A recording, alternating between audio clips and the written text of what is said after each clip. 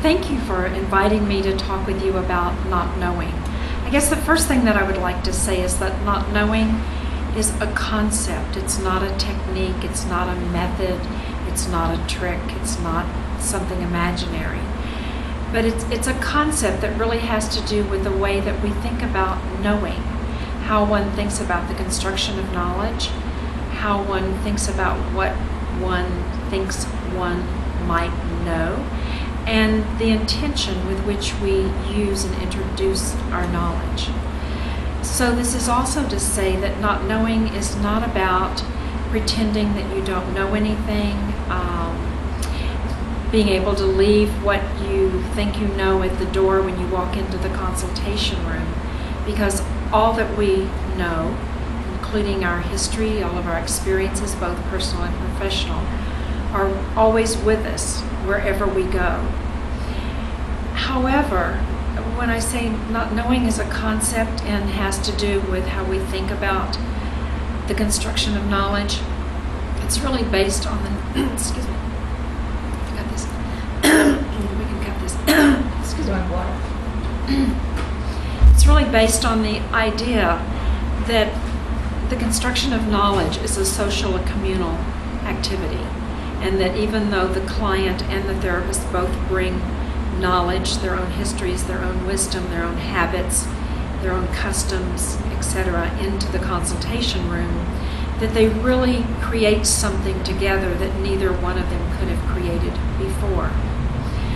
One of the important things about trying to imagine taking a not knowing position or taking a not knowing attitude is that you begin to leave your own knowledge sort of floating in the air, open to be questioned by the other. You begin to not think in terms of the therapist or the professional having privileged knowledge or having knowledge that's in a more hierarchical position than the client. So often when I've spoken or people read about not knowing, they sometimes, in my perspective, misunderstand that not knowing means that you, as I said earlier, that you can pretend you don't know anything or that you don't use what you know. And so much to the contrary, that as a therapist, as a consultant, as a teacher, you can use, you can introduce what it is that you know, what it is that you think that you might know during your work with your client.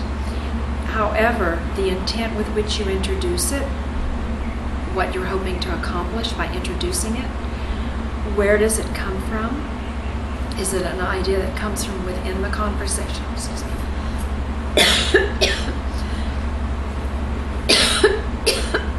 Sorry.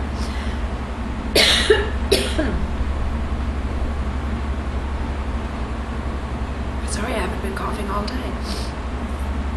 Okay. So the important thing to think about when thinking about not knowing is the intention with which you use your knowledge or what it is that you think you know, and the manner, the timing, the attitude with which you introduce it. So when I talk about a not knowing position or the not knowing concept, I think of a not knowing position as a way of participating in a conversation, as a way of responding with the other person. So that I introduce what I think that I might know, an idea that I might have, a piece of research that I happen to remember, whatever it might be, in a tentative manner, and again as food for thought and dialogue. That as we were talking, I thought about X, Y, and Z, and I'm wondering if you're interested in hearing about that. And if so, then I will share that with the client. But I want to share it in a way that I'm not presenting it as better knowing, better knowledge, or something that I'm trying to sell the client or convince the client of. Again, it's another way of talking about what we're already talking about. I think importantly that not knowing also refers to that when you introduce what it is that you think that you might know, that it really comes from the conversation itself. It comes from what you're talking about, and again, a way of participating in that, rather than thinking of it as something that you bring in from the outside because it's knowledge that you used before. So another way of saying what I'm talking about is that knowing really gets in the way of being able to be curious about the other person.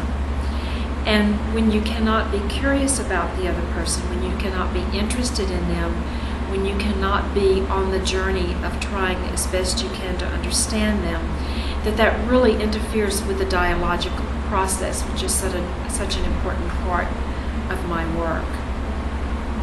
Okay, can we pause? Thank you. That's it? No. Is that okay? Yeah. Are we